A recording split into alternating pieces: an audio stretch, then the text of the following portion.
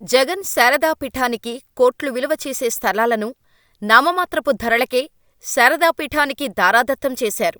ఇప్పుడా కేటాయింపులను కూటమి ప్రభుత్వం రద్దు చేస్తుంది. భీమునిపట్నం మండలం కొత్తవలసలో గత వైసీపీ ప్రభుత్వం జరిపిన భూ కేటాయింపులను రద్దు చేస్తూ గత నెలలో ఏపీ మంత్రివర్గం నిర్ణయం తీసుకుంది.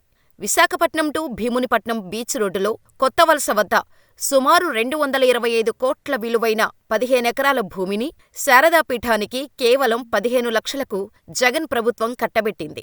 ఎకరం 15 కోట్లు విలువ చేసే ఆ భూముల్ని ఎకరం లక్షలకే కట్టబెట్టి జగన్ తన భక్తి చాటుకున్నారు. అక్కడ ఎకరా రిజిస్ట్రేషన్ విలువే 2 కోట్ల వరకు ఉందని జిల్లా యంత్రాంగం చెప్పినా అప్పటి ప్రభుత్వం చెవికెక్కించుకోలేదట. అంతేకాకుండా పీఠానికి కొండపై కేటాయించిన భూమికి వీఎంఆర్డీఏ 2 కోట్ల రూపాయలతో రహదారి నిర్మాణం చేపట్టడం వివాదాస్పదమైంది.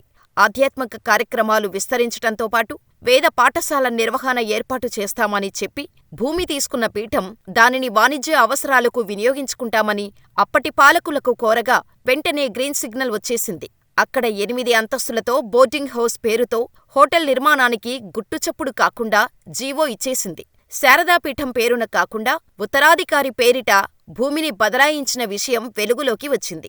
ఈ వ్యవహారంపై జిల్లా యంత్రాంగం నుంచి ప్రస్తుత కూటమి ప్రభుత్వం ఇటీవల నివేదిక తెప్పించుకుంది. దానిని పరిశీలించిన అనంతరం చివరకు భూకేటాయింపు రద్దు చేయాలని నిర్ణయం తీసుకుంది. తిరుమలలో కూడా శారదాపీఠం భవనాల నిర్మాణానికి అనుమతులను రాష్ట్ర ప్రభుత్వం రద్దు చేసింది. తిరుమల గోగర్భం డ్యాం ప్రాంతంలో 5,000 చదరపు అడుగుల స్థలాన్ని శారదాపీఠం 30 ఏళ్లకు లీజుకు తీసుకుంది. తిరుమలకు వచ్చే భక్తులకు వసతి, భోజన సేవలందించేందుకు 2005 ఫిబ్రవరిలో 30 సంవత్సరాల పాటు స్థలం లీజుకు ఇవ్వటానికి టీటీడీ ధర్మకర్తల మండలి నిర్ణయించినట్టు టీటీడీ పేర్కొంది.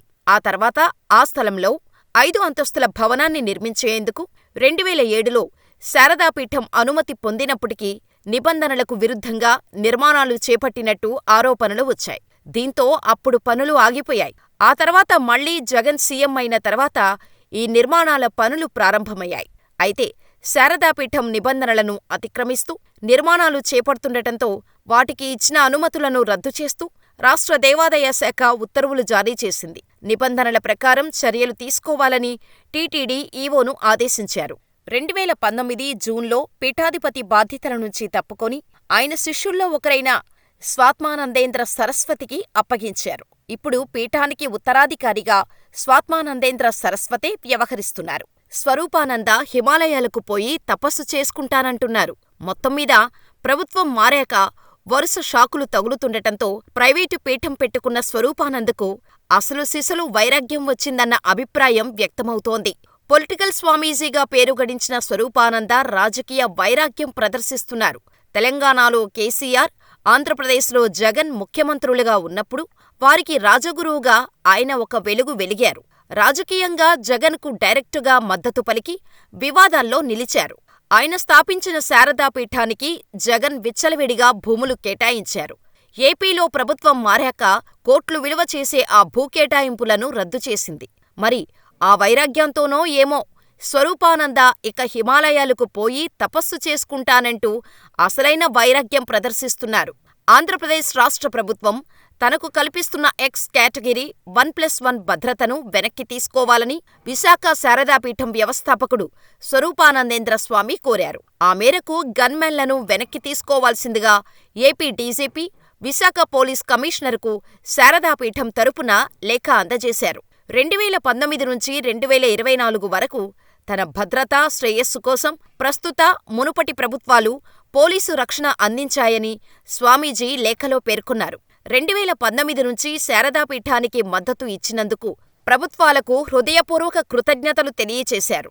ఇకపై హిమాలయాలకు పోయి రిషికేశ్లో తపస్సులోనే ఎక్కువ సమయం కేటాయించాలని భావిస్తున్నట్టు ఆయన వెల్లడించారు. స్వరూపానంద గతంలో జగన్కి మద్దతుగా ఉంటూ ఆయనకు రాజగురువుగా వ్యవహరించారు. హిందూ ఓటర్లను ప్రసన్నం చేసుకునేందుకు జగన్ 2019 ఎన్నికలకు ముందు స్వరూపానంద సహాయం తీసుకున్నారన్న ప్రచారం ఉంది. ఆయన సలహా మేరకే జగన్ ఆలయ యాత్రలు కూడా చేశారంటారు.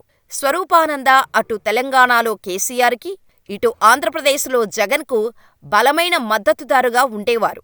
ఆ ఇద్దరికీ ఆయన దైవ సమానుడు. 2019 తర్వాత 2 తెలుగు రాష్ట్రాల్లో స్వరూపానంద పేరు మారుమోగిపోయింది. తెలంగాణ ముఖ్యమంత్రిగా రెండోసారి బాధ్యతలను స్వీకరించిన తర్వాత కేసీఆర్ ప్రత్యేక విమానంలో వచ్చి మరీ స్వరూపానంద ఆశీర్వాదాన్ని తీసుకున్నారు.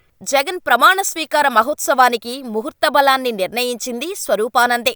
జగన్ మంత్రివర్గ ప్రమాణ స్వీకార మహోత్సవానికి ఆయనే ముహూర్తాన్ని ఖాయం చేశారు. Telangana CM KCR, AP CM జగన్ల వరుస భేటీలు, పాదాభివందనాలు చేయటం ఆయనను రాష్ట్రంలో సెలబ్రిటీగా మార్చాయి. ఆ ఇద్దరు ముఖ్యమంత్రులను చూసిన తర్వాత 2 రాష్ట్రాల నుంచి పలువురు ప్రముఖులు ఆయనను సందర్శించటానికి వెళ్లేవారు. హైదరాబాదులోని ఫిల్మ్నగర్ దైవ సన్నిధానంలో లేదా విశాఖపట్నంలోని చినముషిరివాడలోని శారదాపీఠంలో నివసించేవారు. అప్పట్లో స్వరూపానంద పుట్టినరోజు సందర్భంగా రాష్ట్రంలోని 23 ప్రధాన దేవాలయాలకు సంబంధించిన అర్చకులు ఆయన ముందు క్యూ కట్టాలని ప్రభుత్వం ఆదేశాలివ్వటం వివాదాస్పదమైంది. చివరికి హైకోర్టు జోక్యంతో ఆ ఉత్తర్వులు ఉపసంహరించుకున్నారు.